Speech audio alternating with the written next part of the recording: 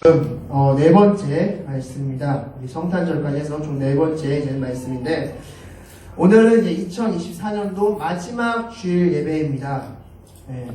올 한 해 우리 여러분 어떻게 보내셨습니까? 이제 내일 모레 화요일 이 2024년도 마지막 날이죠. 30일입니다. 그래서 이제 송구 영신 예배를 하나님께 올립니다. 31일 날 저녁 11시부터 1월 1일, 2025년 1월 1일 영 1시까지 해서 송구 영신 예배 하나님께 올리고, 또 11시에 새 첫 예배 하나님께 올리겠습니다. 그때 많이 참석하시기 바라겠고, 2024년도, 2025년도 잘 준비하시기 바라겠습니다. 요한복음은 우리 계속해서 말씀드리지만 두 가지를 말씀한다라고 말씀드렸습니다. 무엇이었습니까? 요한복음 기록한 목적. 첫 번째는 예수님이 그리스도이시다.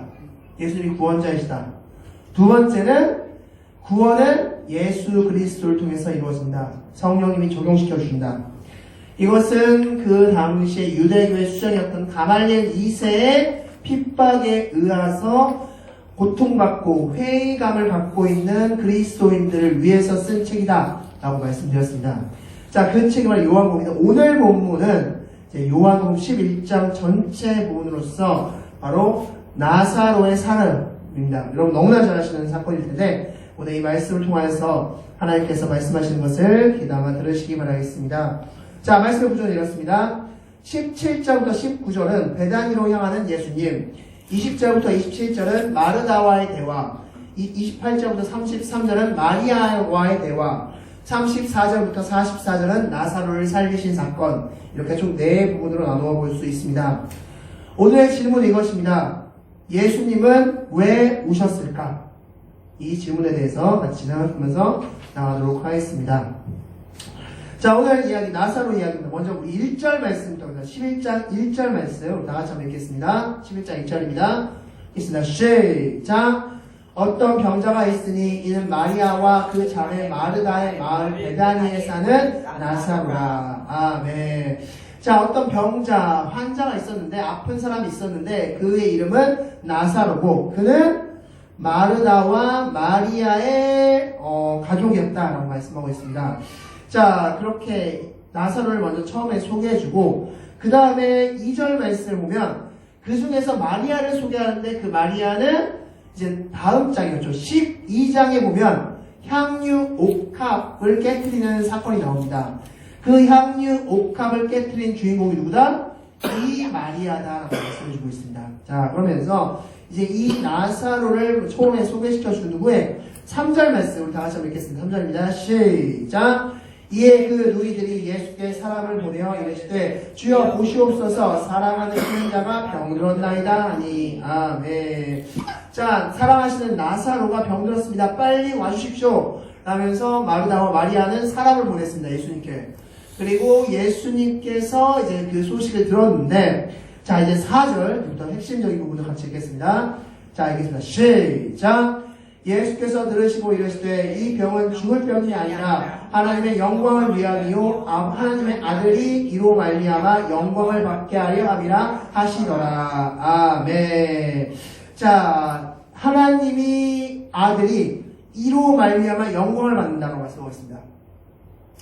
하나님이 이 일 때문에 영광을 받으신다고 말씀하시는데, 그렇다면 여기서 말하는 영광이란 나중에 나사로가 살았을 때 받을 박수를 의미하는 걸까요? 아, 대단하십니다 예수님. 와, 어떻게 죽은 자까지 살리십니까? 오병이어도 일으키시고, 대단하십니다 예수님. 이 박수를 영광으로 표현하신 걸까요? 자, 말씀을 통해서 보겠습니다. 53절 뒤로 가서 53절 말씀, 11장 53절 말씀 다 같이 한번 읽겠습니다. 11장 53절입니다. 읽겠습니다. 시작! 이날부터는 그들이 예수를 죽이려고 모의하니라. 아멘. 예수님의 십자가 사건에 도화선이 된 사건이 바로 나사로 사건입니다. 이때부터 예수님을 진짜 죽여야겠다고 결심합니다. 그리고 실제로 이제 예수님이 6월절날 십자가날 죽으시죠. 즉, 이 나사로 사건은 예수님을 죽음으로 인도한 사건인데, 그렇다면 예수님께서 말씀하신 영광이란 사람들이 나사로가 살았을 때 놀람과 동시에 박수치는 걸 영광으로 표현하신 걸까요? 바로 죽음을 표현하신 겁니다. 예수님께서 말씀하신 영광은 바로 죽음입니다. 죽음. 내가 영광 받으러 간다 라고 했을 때는 바로 내가 죽으러 간다. 십자가의 죽음을 말씀하신 것이다 하는 것입니다.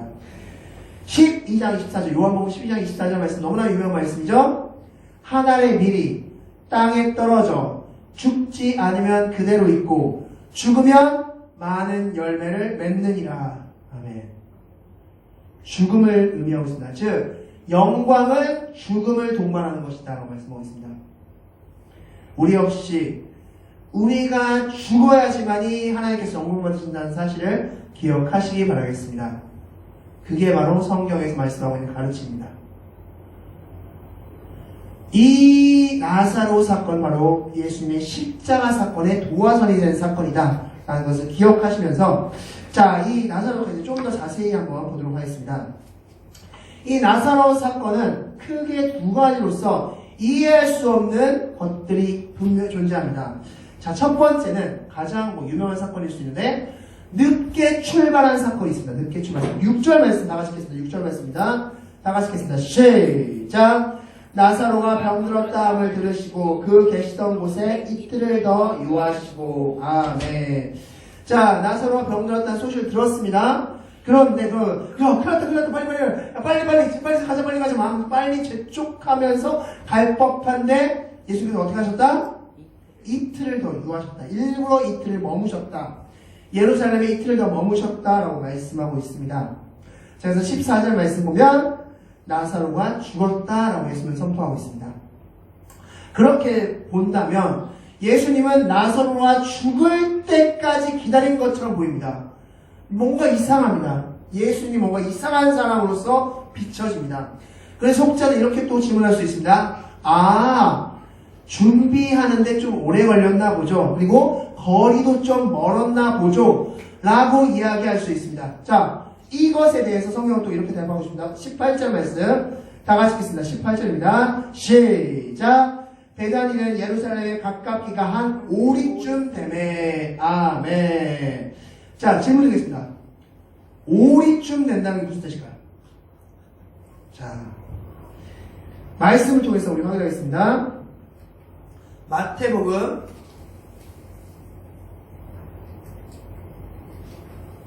이거 뒤에서 눌러주시겠어요? 뒤에서 스페이스 바나 한 번만 눌러주십시오. 네, 됐습니다. 자, 마태복음 5장 44절 말씀 우리 같이 한번 읽겠습니다. 시작!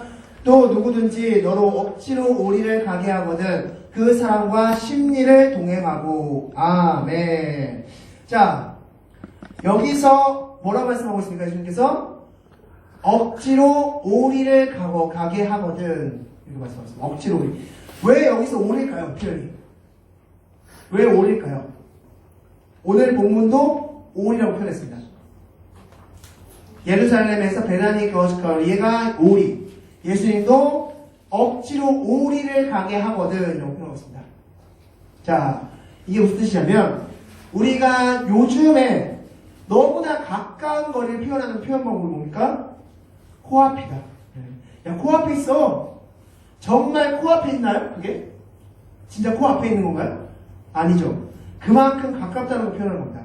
마찬가지로 이 당시에 오리라는 표현은 가까움을 표현하는 단어였습니다. 즉 마태복음의 이 말씀은 누군가가 너를 가까운 데를 같이 가자고 하면 먼 곳까지 같이 가줘라 라고 말씀하는 겁니다. 그게 바로 오리라는 표현입니다. 즉 다시 오늘 본문으로 들어가서 예루살렘에서 베다니까지의 거리는 가까웠다는 걸 성경은 말씀해주고 있습니다. 즉 예수님이 늦게 간 것이 멀어서 늦게 간 것이 아니다 라는 것입니다. 멀어서 늦게 간 것이 아니다. 그렇다면 예수는 왜 늦게 가셨을까? 왜 지체하셨을까? 자, 15절 말씀 다 같이 읽겠습니다. 요한복음 11장 15절 다 같이 읽겠습니다. 시작!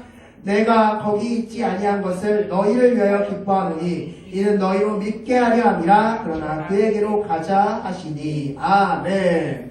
자, 여기서 너희를 누굴까요? 여기서 너희를 지금 누구한테 하는 말씀입니까? 다음에 보는 16절에 보면 누가 응답하고 있죠? 16절에서 도마가 응답하죠. 예수님의 제자죠. 즉 여기서 너희는 누굽니까? 제자들입니다. 제자들. 자, 무슨 말씀이냐? 나사로가 죽었음에도 불구하고 죽을 기미가 있는 병이 있어서 죽을 것 같은 상황에도 불구하고 늦게 가신 이유는 누구 때문이다? 제자들 때문이다. 제자들로 하여금 믿음을 심기 위해서이다 라고 말씀할 수 있습니다. 곧 예수님께서 나사로를 살리실 건데 그것을 통하여서 예수님이 그리스도이심 생명의 주관자임을 말하고 싶어서 일부러 나사로가 죽을 때까지 기다리신 것이다 라고 볼 수 있는 겁니다. 즉 제자들을 살려야 됩니다. 왜 그렇다면 제자들을 살려야 했습니까? 바로 초대교회를 세우기 위함입니다. 이 이후에 사도행전 2장에 드디어 초대교회가 세워지는데 그 수장들이 누구였습니까? 제자들이었죠. 그래서 제자들의 믿음을 성장시켜냈고 예수가 그리스도를 믿게 해야 됐고 그래서 나사로가 죽을 때까지 기다렸던 것입니다. 첫 번째, 예수님의 이해할 수 없는 행동, 늦게 출발한 이유는 바로 초대교회를 세우기 위함이었다 라고 말씀드릴 수 있습니다. 자, 두 번째, 예수님의 또한 이해할 수 없는 것, 두 번째는 메시지, 말씀입니다. 우리 21절 말씀 나와 읽겠습니다. 21절. 시작. 마르다가 예수께 여짜오되 주께서 여기 계셨더라면 내 오라버니가 죽지 아니하였겠나이다. 아멘. 자, 마리아, 마르다 모두 다 이렇게 말하고 있습니다. 예수님이 계셨으면 우리 나사로 죽지 않았을 거예요 라고 이야기합니다. 자, 그렇게 이야기하자 23절 말씀 다 같이 읽겠습니다. 23절입니다. 예수님께서 시작. 예수께서 이르시되 내 오라비가 다시 살아나리라. 아멘. 자, 다시 살아나리라고 말씀하셨습니다. 그런데 여기서 굉장히 이 말씀은 사실 굉장히 이상한 말씀입니다. 자, 다시 한번 질문 드리겠습니다. 예수님께서 며칠 만에 도착하셨다라고 말씀하고 있습니까? 4일, 나흘 만에 도착하셨다라고 말씀하고 있습니다. 예수님이 나흘 만에 나사로가 있는 무덤가에 도착하셨다 라고 말씀하는데 왜 예수님께서 굳이 나흘에 도착하셨을까요? 더 빨리 혹은 더 늦게 또 있을 텐데 왜 굳이 나흘에 도착하셨을까? 자, 말씀을 통해서 보도록 하겠습니다. 우리 마태복음 28장 말씀입니다.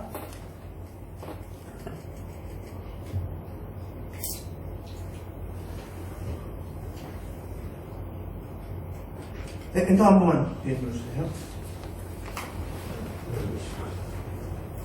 자, 마태복음 28장 1절 말씀 다 같이 한번 읽겠습니다. 시작. 안식일이 다 지나고 안식 후 첫날이 되려는 새벽에 막달라 마리아와 다른 마리아가 무덤을 보려고 갔더니 아멘. 질문 드리겠습니다. 마리아는 왜 무덤에 갔을까요? 마리아는 왜 무덤에 갔을까요? 안식 후 첫날.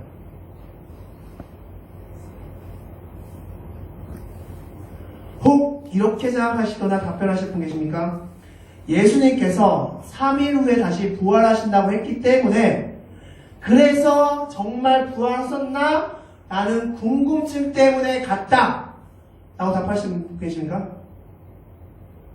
정말 마리아와 그 무리들이 예수님 진짜 3일 만에 부활하셨나? 한번 확인해볼까? 라는 생각으로 갔습니까? 아니죠. 왜냐면 향품을 들고 왔고 예수님이 시체가 살았을 때 놀랐기 때문입니다. 무덤이 열린 것도 놀랐고 전혀 예상하지 못했다는 사실입니다. 그럼 영광 그냥 예수님이 정말 보고 싶어서 왔다? 물론 그것도 정답일 수 있습니다. 그런데 이 당시에 이건 풍습이나 문화를 좀 이해할 필요성이 있습니다. 이 당시에 장례식은 우리는 지금 3일장을 거의 기준으로 삼죠. 3일장, 5일장을 기준으로 삼는데 이 당시에 장례식의 기준은 7일이었습니다. 7일 동안 장례했는데 그 중에서 3일이 지나면 죽은 지 3일이 지나면 한번 무덤을 왔다 가는 풍습이 있었습니다. 왜냐하면 그 당시 이제 시체 상태를 다시 한번 점검하고 혹여나 죽었다고 생각했는데 살아나는 경우가 꼭 있을 수 있을까봐 그래서 3일째 되는 날에는 무덤을 한번 방문했습니다. 즉 예수님이 십자가에 죽은 금요일부터 시작해서 안식 후 첫날인 일요일 3일째 되는 날에 이 마리아와 마르다가 마리아를 비롯한 여인들이 예수님의 무덤에 간 이유는 단순히 예수님이 3일 만에 부활할 거라고 말씀하셨기 때문에 믿어서도 아니요, 예수님이 단순히 좋아서만도 아닌 이 당시의 풍습을 따른 것이다 라고 볼 수 있는 겁니다. 자, 그럼 무슨 얘기를 하고 싶어서 이 얘기를 꺼냈을까요? 3일 만에 3일이 되었을 때 무덤을 확인한다는 의미는 3일이 지난 4일째 되는 날에는 어떤 의미일까요? 이미 죽었다. 끝났다는 의미입니다. 3일까지 안 살아난 사람은 이제 4일 되는 완전 끝났어 의미합니다. 그래서 예수님이 나흘째 되는 날 가신 겁니다. 이 당시 사람들의 머릿속에는 나흘, 4일째 되는 날에도 아무 반응이 없는 사람은 이미 죽은 걸로 간주해버렸습니다. 그래서 7일장을 치르고 완전히 끝나버린 겁니다. 근데 나흘째 되는 날 예수님께서 가셨습니다. 자, 성경 말씀 보면 39절 말씀에 벌써 냄새가 납니다 라고 해서 부패가 시작되었음을 말씀하고 있습니다. 즉 예수님이 다시 살아난다고 말씀하신 그 시점, 나사로가 죽은 지 나흘째 되는 그 시점에 가신 이유는 너희들 무엇을 하라? 하나님을 믿으라.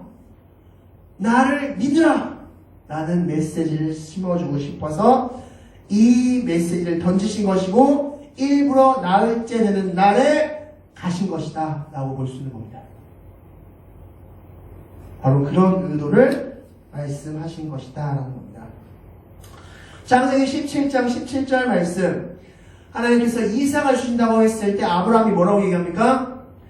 내가 100세가 되었고 사라가 90세가 되었는데 어찌 아들을 낳으리요? 이 이스마엘이나 잘 키울 수 있게 도와주세요. 아무 가능성도 없는 상황. 나흘이 되었다는 것은 이제 더 이상 가능성이 없는 시간입니다. 그 가능성이 없는 시간 가운데 너는 정말 나를 믿느냐? 믿을 수 있느냐? 라는 것을 말씀한 말씀이다 라는 것을 기억하시기 바라겠습니다. 자, 그런데 이제부터 이런 상황 가운데서 예수님 참 독특한 행동을 하나 하십니다. 우리 35절 말씀 다 하시겠습니다. 35절입니다. 읽겠습니다. 시작! 예수께서 눈물을 흘리시더라. 아멘. 자, 영어 성경에서 가장 짧은 구절이기도 한데 Jesus wept. 그래서 예수께서 눈물을 흘리시다. 이 단어인데, 자, 분명히 예수님은 나사로가 살아날 것도 아셨고 선포하셨습니다. 근데 왜 예수님은 우셨을까요? 예수님이 왜 우셨을까요? 나사로 이제 곧 살릴 건데 왜 우셨을까요? 자, 이것에 대해서 총 3가지 정도의 추측을 합니다. 첫 번째, 우리 36절 말씀 다 같이 한번 읽겠습니다. 36절입니다. 시작! 이에 유대인들이 말하되 보라 그가 얼마나 사랑하셨는가 하며. 아멘. 첫 번째는 나사로를 너무나 사랑했기 때문에 우리가 장례식장에서 우는 이유와 마찬가지로 사랑한 사람이 떠난 것에 대한 안타까움 때문에 우셨다. 맞을까요? 나사로를 너무 사랑했기 때문에 그것이 너무나 안타까워서 사랑한 나사로가 죽었어 엉엉엉 그래서 오신 걸까요? 두 번째 가능성은 37절 말씀입니다. 다 하시겠습니다. 시작! 그중 어떤 이는 말하되 맹인의 눈을 뜨게 한 이 사람이 그 사람은 죽지 않게 할 수 없었더냐 하더라. 아멘. 두 번째는 이런 가능성입니다. 예수님이 늦게 오신 것에 대한 안타까움에 오셨다. 내가 빨리 좀 서둘렀다면, 내가 빨리 서둘러서 나사로를 좀 나사로한테 갔다면 나사로가 살았을 텐데 나는 왜 늦게 갔지? 이런 안타까움에 오셨다. 맞을까요? 자, 세 번째 가능성입니다. 33절 말씀 다 같이 읽겠습니다. 시작! 예수께서 그가 우는 것과 또 함께 온 유대인들이 우는 것을 보시고 심령의 비통이 여기시고 불쌍히 여기사. 아멘. 세 번째는 그냥 분위기상 울었다. 주변에 유대인들 그리고 가족들이 막 펑펑펑 오니까 그냥 분위기에 휩쓸려서 우셨다. 맞을까요? 자, 셋 다 정답이 없습니다. 그러면 예수님이 직접 말씀하신 이유, 내가 왜 울었냐면 이 이유를 지금부터 말씀 통해서 보겠습니다. 42절 말씀. 42절 말씀 다 같이 한번 읽겠습니다. 시작. 항상 내 말을 들으시는 줄을 내가 알았나이다. 그러나 이 말씀하옵는 것은 둘러서 무리를 위함이니 곧 아버지께서 나를 보내신 것을 그들로 믿게 하려 함이니이다. 아멘. 왜 오셨다고요? 예수님이 그리스도인 것을 믿게 하기 위해서. 나사로가 살아나는 것을 통해서 예수님이 그리스도 구원자이심을 믿게 하려고 그 부활의 영광을 이루실 분이심을 믿게 하기 위해서 예수님은 오셨다는 겁니다. 자, 무슨 소리냐?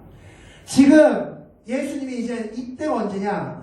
12장 1절 말씀으로 이렇게 적혀있죠. 6월절 엿새 전에 적혀있습니다. 6월절이 언제입니까? 무슨 날입니까? 6월절이? 예수님이 십자가에 죽으신 날입니다. 얼마 남지 않은 시간입니다. 이제 예수님이 거의 사역 말쯤입니다. 예수님이 3년 동안 엄청난 기적을 이루셨고 엄청난 메시지를 선포하셨습니다.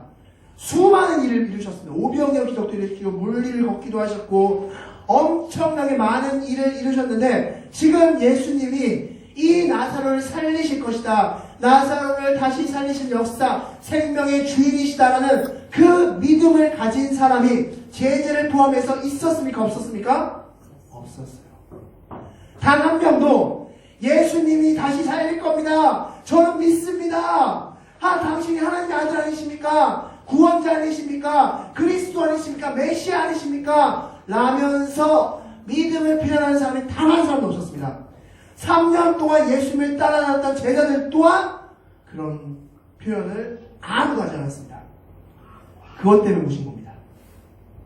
그 믿음 없음을 안타까이 여기셨어요.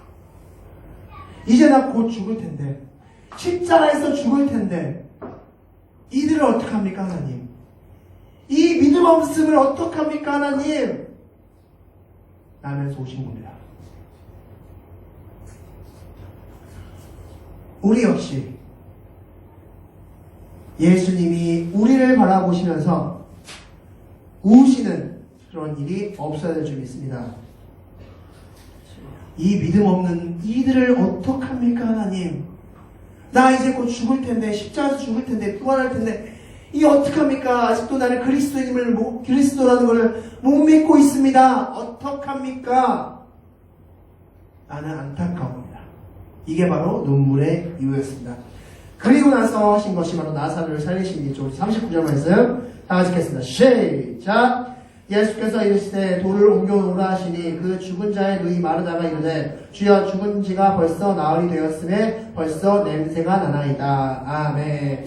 예수께서 돌을 옮겨놓으라 라고 말씀하셨고 41절부터 42절에 기도하셨고 43절에 나사로가 나오라 명하셨고 44절에서 나사로가 수족을 동인 채로 나왔습니다. 이 일련의 사건 중에서 핵심은 어디일까요? 바로 기도하십니다. 이 모든 일을 바로 기도로서 이루셨다는 사실을 기억하시기 바라겠습니다. 즉 예수님은 모든 일을 하기 전에 무엇을 하셨습니까?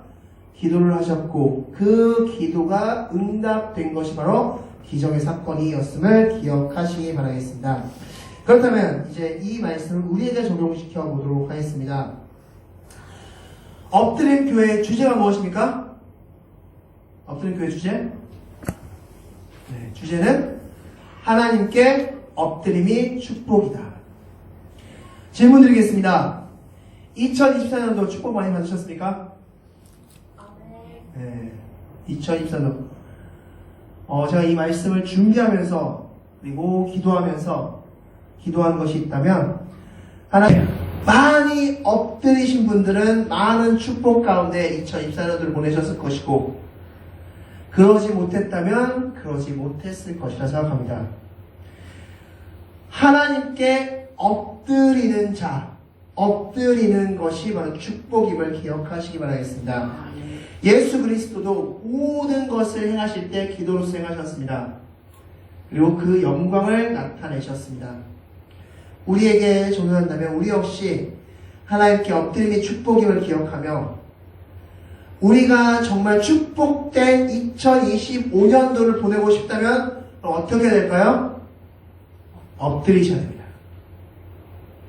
하나님께 엎드리는 것만큼 분명 하나님은 물론 30배, 60배, 100배 더 크게 엄청나게 하나님께서 축복해 주실 겁니다. 그러나 중요한 것은 우리가 무엇을 해야 된다? 엎드려야 된다. 또 하나 제가 이 말씀을 준비하면서 기도했던 것들은 바로 금식 기도를 올 한해는 2020년도에 한번 해보셨으면 좋겠습니다. 물론 강요하거나 그런 것은 아니지만 여러분 내 자신을 죽이는 그런 과정이 될 수 있습니다. 그러므로 금식 기도하시면서 하나님께 철저하게 엎드리시는 이번 2025년도가 되셨습니다. 그래서 하나님께 엎드림이 축복이다 라는 이 문구가 진짜구나, 사실이구나, 진짜 하나님께 엎드렸다면 이런 축복을 주셨네, 나를 죽이고 하나님의 삶으로서 살았다면 이런 축복을 주셨네 라고 고백하는 2025년도가 되시길 바라겠습니다. 그래서 하나님께 엎드림의 축복이라는 것을 기억하시면서 예수님께서 행하셨던 그 기도의 본을 여러분도 행하시는 여러분들이 되시기 바라겠습니다. 말씀을 정리하겠습니다. 오늘 말씀은 두 가지 이해할 수 없는 일들이 일어났습니다. 첫 번째는 이해할 수 없는 행동으로서 예수님이 나흘 만에 도착하셨고, 두 번째로 이해할 수 없는 말로서 나사로가 살아날 것이다. 나흘이나 지났는데 나사로가 살아난다고 메시지를 주셨습니다. 그리고 그것의 중심에는 기도가 있었고 그 결과 교회가 세워졌음을 볼 수 있었습니다. 2024년도 이제 얼마 남지 않은 이 시간 가운데서도 하나님은 여러분들을 엎드림을 기다리고 계실 거라 믿습니다. 2024년도 말 그리고 2025년도 1년 동안 하나님께 철저히 엎드리시면서 하나님께 주시는 놀라운 축복을 받으시고 내 신앙 가운데 예수 그리스도가 구원자이시다, 그리고 그 부활의 주인공이시다 라는 그 사실을 항상 기억하시는 여러분들이 되시기 바라겠습니다. 아멘. 기도하겠습니다. 우리 다 같이 기도하시겠습니다.